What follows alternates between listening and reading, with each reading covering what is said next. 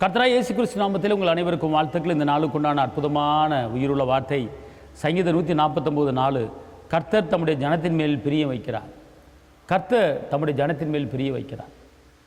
அன்பார்ந்தவர்களே, இன்னைக்கு நம்ம நடத்துகிற கர்த்தர் பிரிய வைக்கிறார், நேச வைக்கிறார், பாச வைக்கிறார், கரிசன் வைக்கிறார், கண்காணிக்கிறார், தேவைகளை சந்திக்கிறார். ஒருவேளை இந்த நிகழ்ச்சியை பார்க்குற நீங்கள் என்னை யாருமே நேசிக்கலை, என் மேலே யாருமே அன்பு வைக்கலை, என்னை எல்லாரும் புறம்பே தள்ளிவிட்டார்கள், நான் தள்ளப்பட்ட ஒதுக்கப்பட்ட கலங்கி தவிக்கிறேன் அப்படிங்க நினைக்கலாம். ஆனால் கர்த்தர் சொல்கிறார், நான் உன் மேலே பிரிய வச்சிருக்கிறேன், உன் மேலே அன்பு வச்சிருக்கிறேன், கலங்காதிருங்கள் என்று வச்சிருக்கிறேன். இவர்பட நிலைமையில் நீங்கள் இருக்கீங்களா? என்னை யாருமே நேசிக்கலையே, கலங்குறீங்களா? உலகத்தை உண்டாக்குனவர் உங்களை நேசிக்கிறாருங்க. உலகத்தை உண்டாக்குனவர் உங்களை பிரியமாக இருக்கிறாருங்க. பிரியமானவனே உன் ஆத்மா வாழ்வது போ, நீ எல்லாவற்றிலும் வாழ்ந்து சுகமாயிரு மகனே.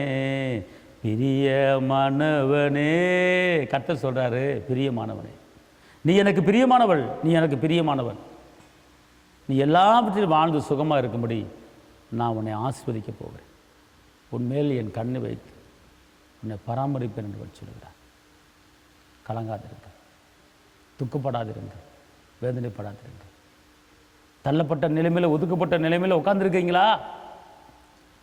இயேசு உங்கள் மேலே பாசம் வச்சிருக்கிறார், இயேசு உங்கள் மேலே நேசம் வச்சிருக்கிறார், இயேசு உங்கள் மேலே அன்பு வச்சிருக்கிறார், இயேசு உங்கள் மேலே இறக்கம் வச்சிருக்கிறார், இயேசு உங்கள் மேலே தயவு வச்சிருக்கிறார்.